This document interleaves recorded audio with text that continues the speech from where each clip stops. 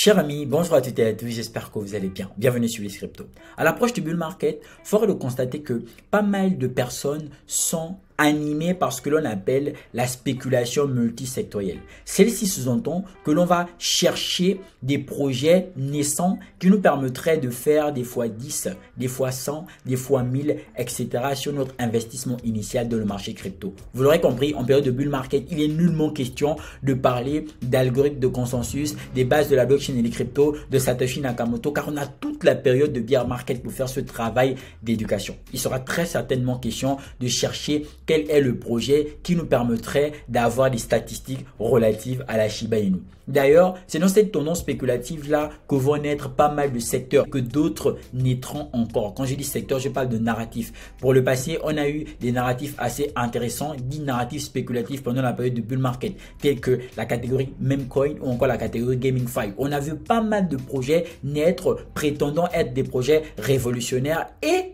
au bear market, ce sont des projets pour la grosse majorité qui sont tout simplement tombés. Car dans la période du bear market, pour la grosse majorité des projets, ceux qui vont survivre sont des projets relatifs à un cas d'utilisation propre même de la blockchain et pas seulement de la spéculation. Est-ce que c'est la meilleure approche qu'il faudrait avoir? Est-ce que lorsqu'on approche du bull market, il faut se dire nullement question d'aller investir dans des projets qui sont nés depuis, dans des projets qui ont construit dans le bear market et se concentrer sur des tout nouveaux projets naissants? C'est une possibilité d'investir dans des projets naissants, mais les projets anciens ne sont pas analysés. En l'occurrence, il faudrait faire ce que l'on appelle une certaine diversification, avoir un peu les pieds partout, car tout serait susceptible de changer votre investissement en un claquement de doigts. Mais même là encore, il faudrait avoir des connaissances nécessaires avant d'injecter de la liquidité dans un projet. Vous l'aurez compris, dans cette vidéo, on va plutôt se tourner vers certains projets ayant été partagés de par le passé, voir dans quelle mesure ceux-ci tiendraient encore la route. Est-ce qu'au bull market, ils auraient la possibilité de nous sortir des statistiques ayant été prédites lors de leur présentation de par les vidéos passées? Pour les personnes qui sont un peu plus anciennes, sur la chaîne Will's Crypto, il y a à peu près un an, je vous avais fait une vidéo, un an conformément à la chaîne, je vous avais fait une vidéo qui était relative à la mise en évidence de 5 altcoins DeFi. Et même là encore, quand on parle de DeFi, nous sommes tout simplement sur un narratif assez intéressant qui met en évidence l'application de la blockchain au sein de la finance dite finance décentralisée. Même si pendant toute la période de bear market, on a vu des protocoles DeFi sérieusement se casser la face. Néanmoins, la DeFi reste un pilier, un secteur assez important pour la blockchain et les crypto-monnaies en particulier. Je vous avais mis en évidence 5 projets. Bien évidemment, si vous n'avez pas encore regardé cette vidéo, je vous invite à la visualiser à nouveau et on va voir dans cette vidéo dans quelle mesure ces projets seraient susceptibles de nous sortir à nouveau un mouvement haussier. Car oui, bien qu'il y aura de nouveaux projets qui seront créés et mourront par la suite, il est donc important de se concentrer aussi sur des projets qui jusqu'ici ont sérieusement construit. Bitcoin a performé, pas parce que Bitcoin est né à la veille d'un bull market, non, parce que Bitcoin a eu le temps d'être lancé, d'être mis sur pied, d'être robuste. Ils vont faire en sorte que pas mal de personnes aient confiance au système pour décider de l'adopter ou encore s'y insérer de façon générale.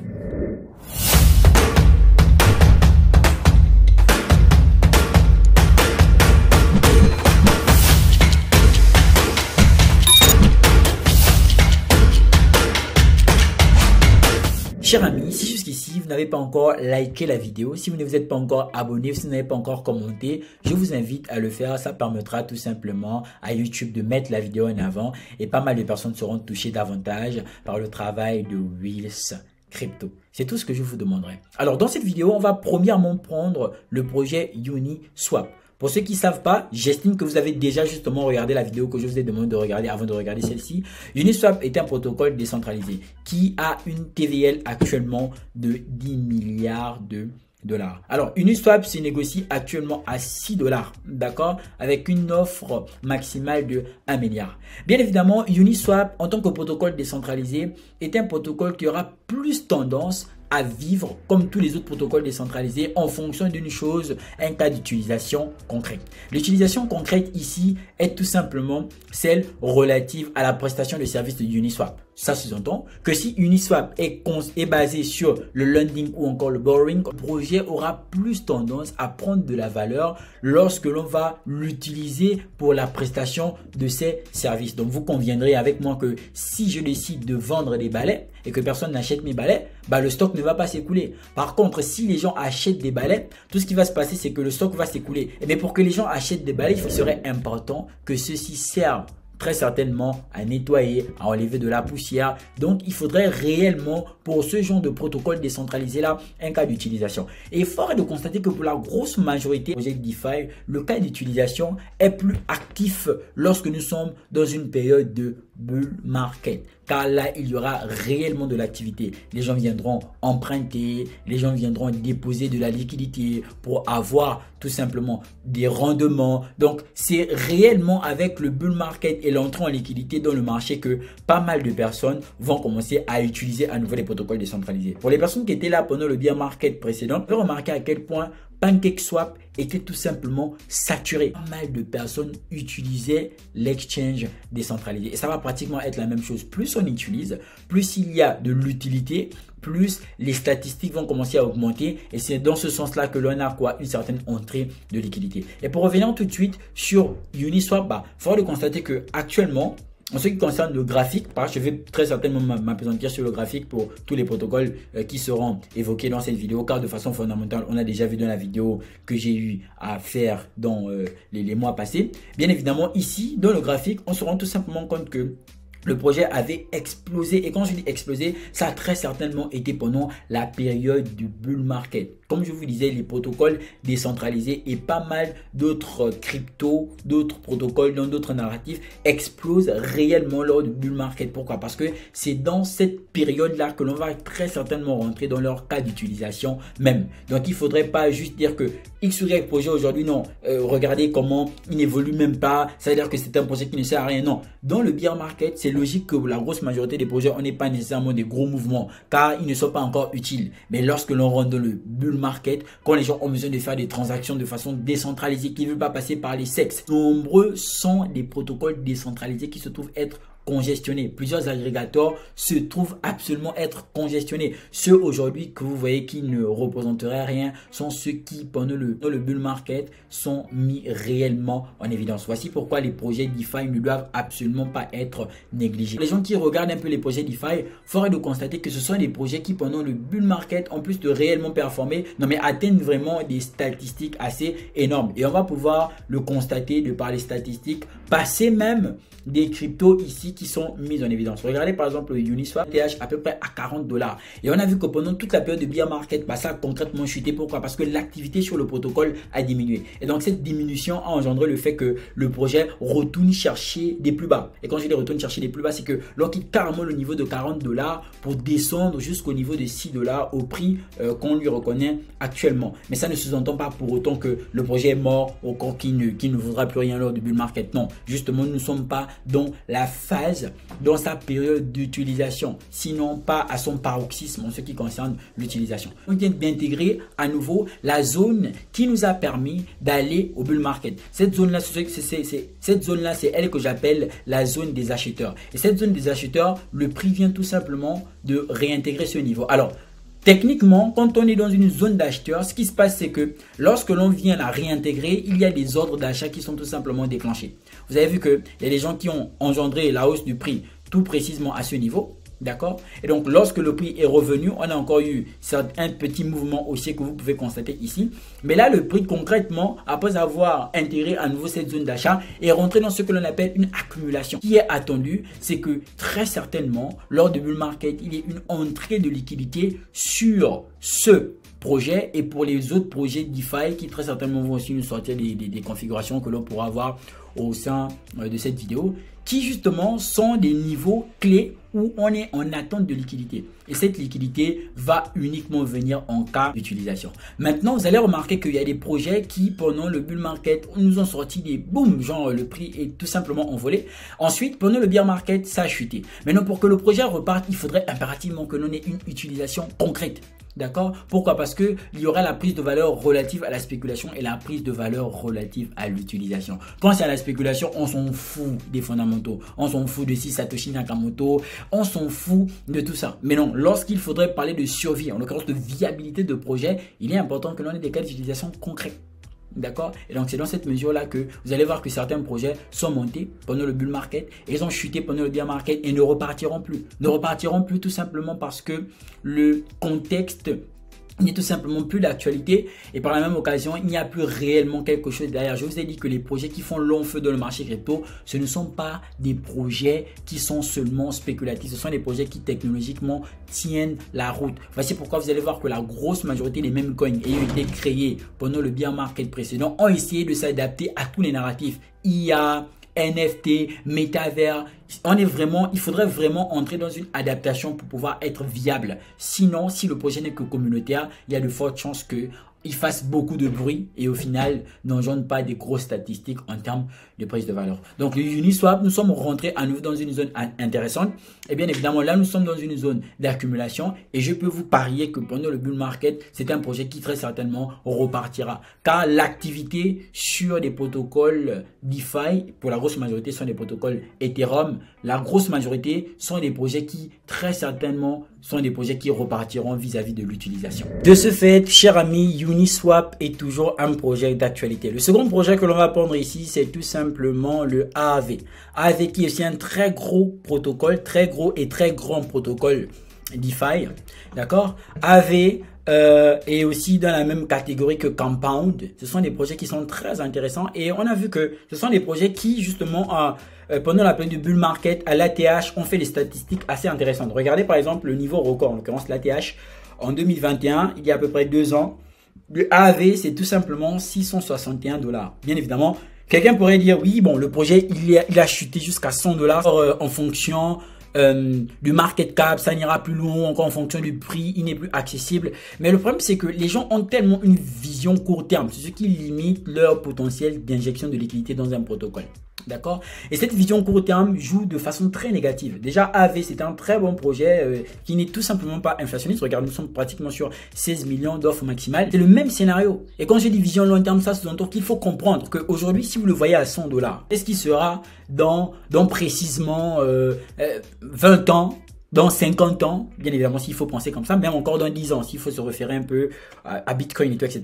Qu'est-ce qu'il sera dans 10 ans? Il sera tout simplement comme Bitcoin est aujourd'hui, un projet pilier pour l'écosystème, pour le secteur de la DeFi. Et donc, c'est tout ce qu'il faut comprendre et ce qu'il faut mettre en exergue lorsque vous allez tout simplement check des projets. Et donc, quand on va revenir sur le niveau de AAV, alors là aussi, c'est un projet que j'avais partagé dans le canal privé. Lorsqu'on revient sur AAV, c'est pratiquement le même scénario que des projets relatifs à cette catégorie dite catégorie DeFi, vu que là on parle des 5 altcoins intéressants dans la catégorie DeFi. Donc c'est le même scénario en ce sens où on est monté pendant le bull market, là on a chuté.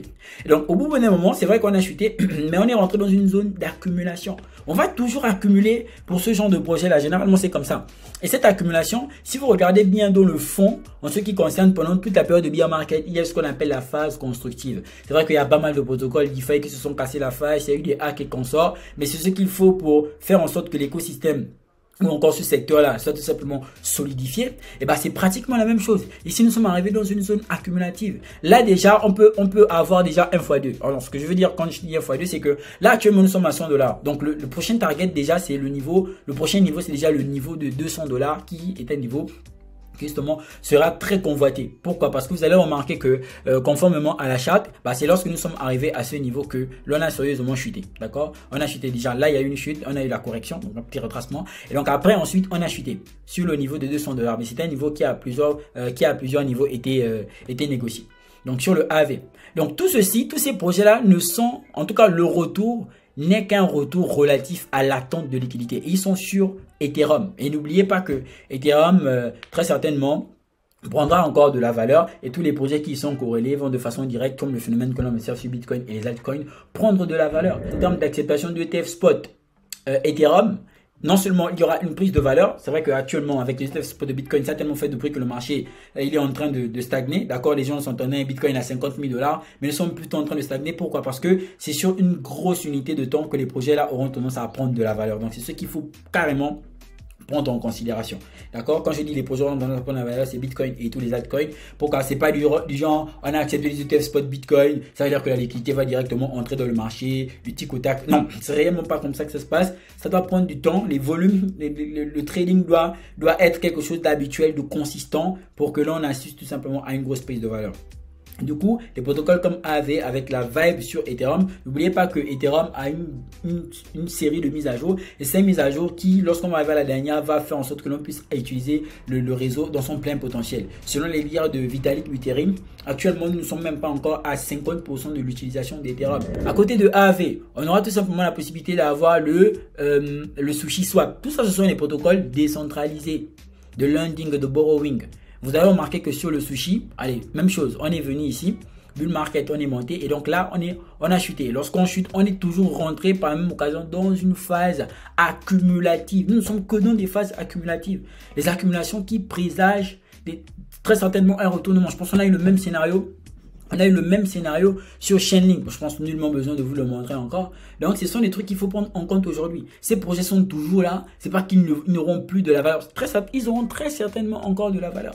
C'est juste que les gens ne sont pas concentrés sur eux actuellement parce qu'ils sont plutôt basés sur les projets qui seront le prochain Shiba et tout ce qui va avec. C'est une très bonne chose aussi, mais ce que je suis en train de dire, c'est que ne vous déroutez pas des fondamentaux. Par exemple, sur le niveau record du Sushi Swap, on était à 23 $.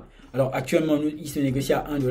Donc nous sommes très bien loin de l'ATH. Maintenant, après, en ce qui concerne le retour avec l'ATH, le retour à l'ATH, mais encore le fait de dépasser l'ATH, outre le cas relatif à l'utilisation du projet, il faut aussi mettre en évidence tout ce qui sera en rapport avec la tokenomique. Est-ce que entre temps le jeton il est devenu inflationniste? Est-ce qu'entre temps le jeton il est déflationniste? Est-ce qu'il n'y a pas une libération des jetons qui feront en sorte que ça se complique très certainement au niveau de la prise de valeur? Voici pourquoi certains projets qui aujourd'hui, même si nous sommes presque à la capitalisation boursière, le marché crypto à son ATH 3 000 milliards $, certains projets aujourd'hui ont du mal à repartir. Pourquoi? Parce que entre temps, il ne s'agit pas seulement de dire que j'attends que le projet là retourne à son ancien ATH. Non, pourquoi? Parce que pour qu'il retourne à son ancien ATH, il faudra plus de liquidité qu'auparavant, dans la mesure où il y a eu une libération de jetons qui a été effectuée.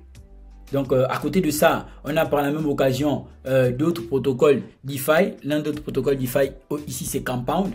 Compound aussi, qui, une fois de plus, même chose, zone accumulative. Nous sommes toujours dans les zones d'accumulation.